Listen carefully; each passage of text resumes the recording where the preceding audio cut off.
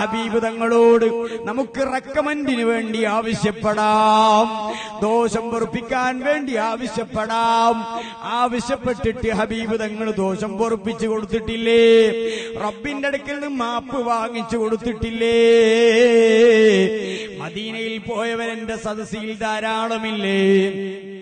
സുബ്ഹാനല്ലാഹ്, ഇന്ന് പോയാലും മദീനത്ത് റസൂലുള്ളാഹി സല്ലല്ലാഹു അലൈഹി വസല്ലം തങ്ങളോട് സലാം ചൊല്ലി അപ്പുറം സിദ്ദീഖുൽ അക്ബർ റളിയല്ലാഹു അൻഹുവിനോട് സലാം ചൊല്ലാൻ വേണ്ടി നീങ്ങുമ്പോ ആ ജാറത്തിന്റെ ഫില്ലറിന്റെ മേലെ ഒരു 2 വരി പദ്യം എഴുതി വെച്ചിട്ടുണ്ട്. എന്താണറിയോ അത്? ഒരു ആശിഖായ, ഒരു ഗ്രാമീണനായ, ഒരു അല്ലാഹുവിന്റെ ഹബീബിനെ മഹബ്ബത്ത് വെക്കുന്ന ഒരു വ്യക്തി പാടിയ പദ്യമാണ്.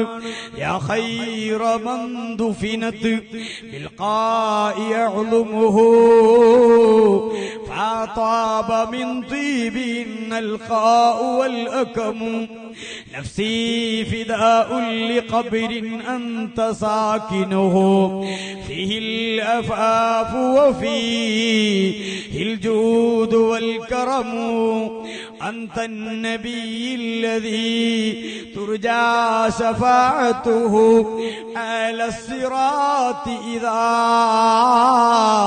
ما زلت القدم എന്ന് തുടങ്ങുന്ന പദ്യത്തിൽ നിന്ന് 2 വരി പദ്യം മദീനയിൽ ഇന്നും സ്വർണ്ണലിപി പൂശിയിട്ട് സ്വർണം പൂശിക്കൊണ്ടുള്ള ലിപിയിലതാ എഴുതി വെച്ചതായി കാണാം.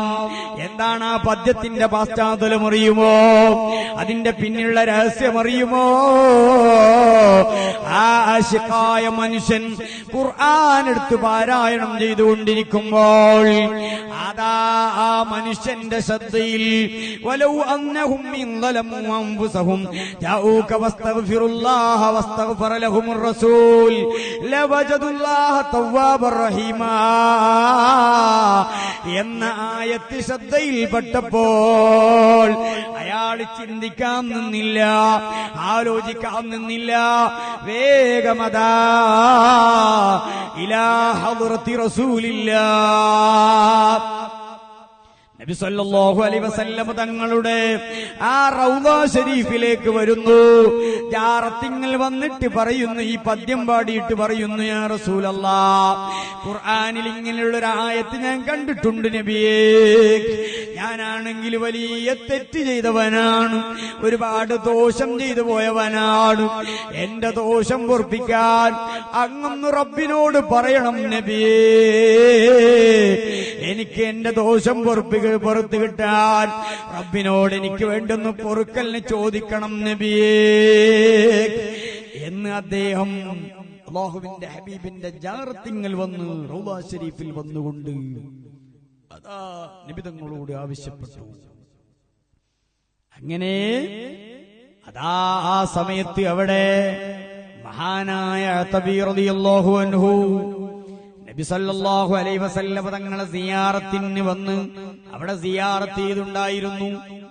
അങ്ങനെ അത്തബി റളിയല്ലാഹു അൻഹു അവിടെ ഇരുന്ന് അറിയാതെ ഉറങ്ങിപ്പോയി. ആ ഉറങ്ങിയ സമയത്തതാ മഹാനായ അത്തബി റളിയല്ലാഹു അൻഹു ഹബീബ് സല്ലല്ലാഹു അലൈഹി വസല്ലം തങ്ങളെ സ്വപ്നത്തിൽ കാണുന്നു. ആ സ്വപ്നത്തിൽ വന്നുകൊണ്ട് ഹബീബ് സല്ലല്ലാഹു അലൈഹി വസല്ലം തങ്ങള് പറയുന്നു, യാ തബീ, ഇപ്പോൾ നിങ്ങളെ അരികിൽ നിന്നുകൊണ്ട് എന്നോട് ദോഷം പൊറുപ്പിക്കാൻ ആവശ്യപ്പെട്ട മനുഷ്യനില്ലേ, അദ്ദേഹത്തിനോട് സന്തോഷവാർത്ത ഒന്ന് പറഞ്ഞു കൊടുക്കണേ തബീ. അദ്ദേഹത്തിന്റെ സകല ദോഷങ്ങളും അല്ലാഹ് പുറത്തു കൊടുത്തിട്ടുണ്ട് കേട്ടോ.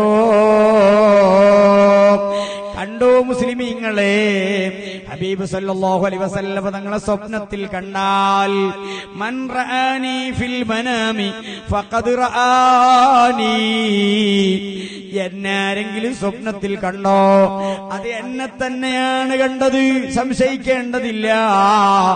അപ്പോൾ നബി സല്ലല്ലാഹു അലൈഹി വസല്ലം തങ്ങൾ തന്നെ പറഞ്ഞു. അപ്പോൾ മുസ്ലിമീങ്ങളെ, ഇത്രയും വലിയൊരു ഉപകാരം ചെയ്യുന്ന ഒരാൾ അല്ലാഹുവിന്റെ സൃഷ്ടിയിൽ വേറെയുണ്ടോ? ഇല്ലേ, ഇല്ല. ആകയാൽ നവാൽ ഉപകാരമെന്ന മാനദണ്ഡം പരിഗണിച്ചുകൊണ്ട് നാം ഇഷ്ടം വെക്കുന്നു എങ്കിൽ ഏറ്റവും കൂടുതൽ മഹബത്ത് വെക്കേണ്ടത് സയ്യിദുൽ വറാ മുഹമ്മദുർ റസൂലുള്ളാഹി സ്വല്ലല്ലാഹു അലൈഹി വസല്ലം തങ്ങളെയാണ്.